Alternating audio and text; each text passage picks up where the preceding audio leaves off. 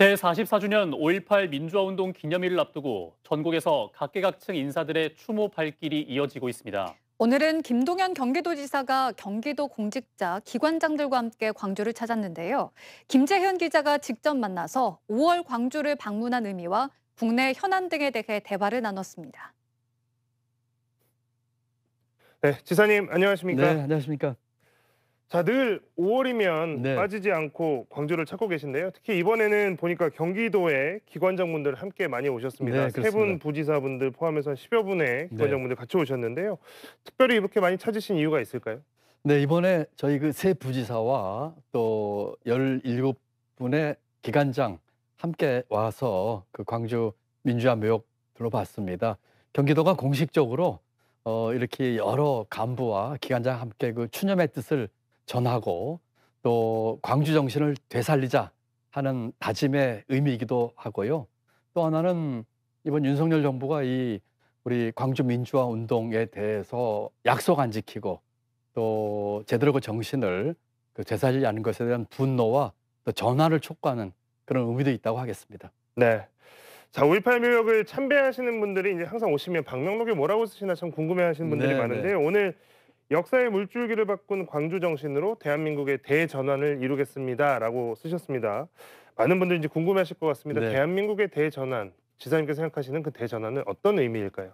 예, 우선 그 한 열흘 전에 그 당시에 그 여러 가지 실상을 전해준 그 AP의 그 테리 앤더슨 기자분이 작고를 하셨습니다. 그래서 우선 그 명복을 좀 빈다는 말씀을 한번 다시 드리고요.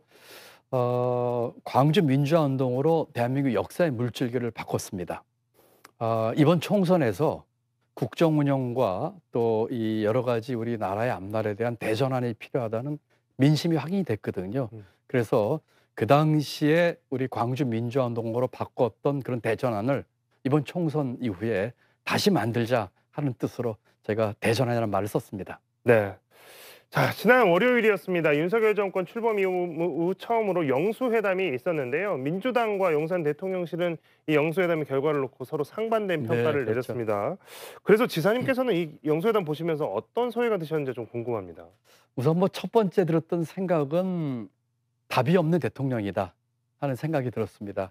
지난 2년 동안의 이 무능한 정권이 앞으로 3년 동안 이 불능 정권이 될 것이라고 하는 그런 우려가 아주 컸던 그런 회담이었다고 저는 생각합니다. 네. 자, 여러 화두가 영수회담에서 많이 있었지만요. 그중에서도 좀 관심을 많이 끌었던 것 중에 하나가 이재명 대표가 총선 중에 이야기가 나왔던 국민 1인당 25만 원 민생회복 지원금에 대해서 이 윤 대통령은 반대 입장을 분명히 나타냈습니다. 경제 전문가이시니까 아무래도 이 부분도 좀 관심 있게 보셨을 것 같습니다. 네, 그렇습니다. 어떠셨나요?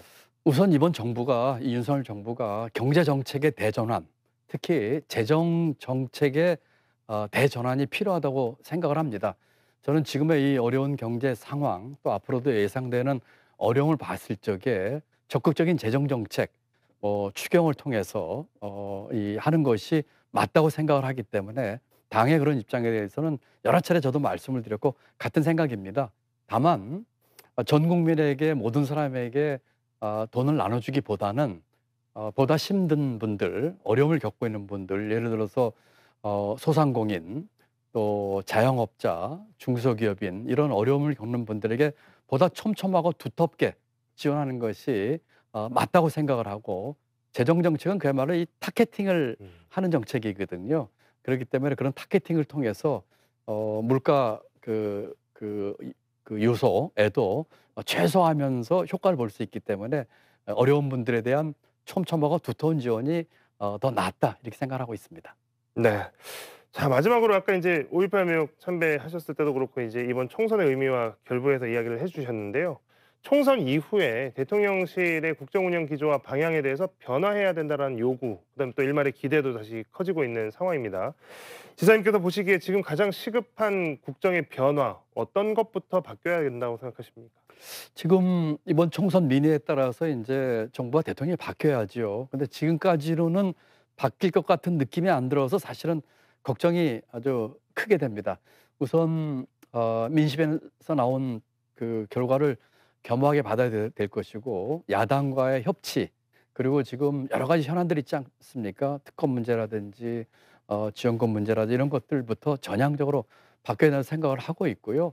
또 이번 총선에 나타난 것에 대해서 민주당도 보다 겸허하게 민주당의 요구하는 총선의 민의를 겸허히 받아들여야 할 것입니다. 민주당이 잘해서 하기보다는 정권 심판에 대한 것에 그 상대적인 이익을 본 것도 있거든요. 우리 민주당도 민생과 경제에 대해서 또 제대로 된 정책을 통해서 수권 정당의 모습을 이번 기회에 보이는 노력을 해야 된다고 생각합니다. 네. 오늘 김동연 지사와의 말씀은 여기까지 나누도록 하겠습니다. 지사님 고맙습니다. 네, 감사합니다.